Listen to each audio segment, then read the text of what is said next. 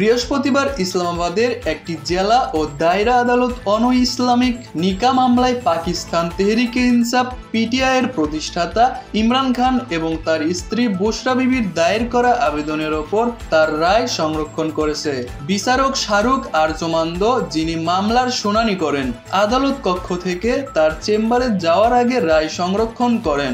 আগামী 29 মে বিচারক আদালতের রায় ঘোষণা করবেন। আদালত উভয় পক্ষের আইনজীবীদের যুক্তিতর্ক শুনানি শেষে রায় সংরক্ষণ করেন। মামলায় সালমান আকরাম রাজা খানের আইনজীবী রায় সংরক্ষিত হওয়ার সময় বুশরা বিবির আইনজীবী উসমান গুল এবং প্রসিকিউটর আদনান আলী আদালতে উপস্থিত ছিলেন।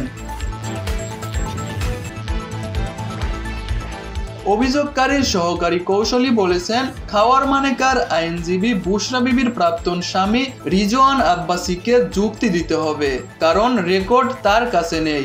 বুশরা বিবির আইনজীবীকে উদ্দেশ্য করে দায়রা জজ তাকে চূড়ান্ত যুক্তি উপস্থাপন করতে বলেন। বিচারক আজ আব্বাসীকে ভিডিও লিঙ্কের মাধ্যমে আদালতে তার যুক্তি উপস্থাপন করতে বলেছেন। গত মাসে ইসলামাবাদের একটি স্থানীয় আদালত ইদ্যত মামলায় দোষী সাব্যস্ত হওয়ার বিরুদ্ধে আপিলের ক্ষেত্রে মানেকার অনাস্থা প্রস্তাব প্রত্যাখ্যান করেছিল। প্রস্তাব অনুসারে মানেকা বিচারকের প্রতি অনাস্থা প্রকাশ করেন এবং মামলাটি অন্য আদালতে স্থানান্তর করার অনুরোধ করেন। বিচারক আরজুমান্দ মানেকাকে জিজ্ঞাসা করেছিলেন যে তিনি অন্য পক্ষের প্রতি সহানুভূতিশীল বলে বিশ্বাস করতে কেন তাকে নেতৃত্ব দিয়েছেন। এর জবাবে বুশরার প্রাক্তন স্বামী বলেন, তার পুরো পরিবার বলেছে বিচারক অভিযুক্তকে খালাস দেবেন।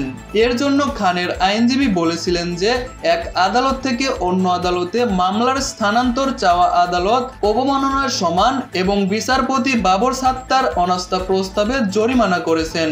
যুক্তির পরে মানেকা এবং রাজা উভয়ের বিচারক আরজুমানদের সাথে উৎপত্ত মত বিনিময় হয়েছিল। পরে মানেকার অনাস্থার আবেদন প্রত্যাখ্যান করে।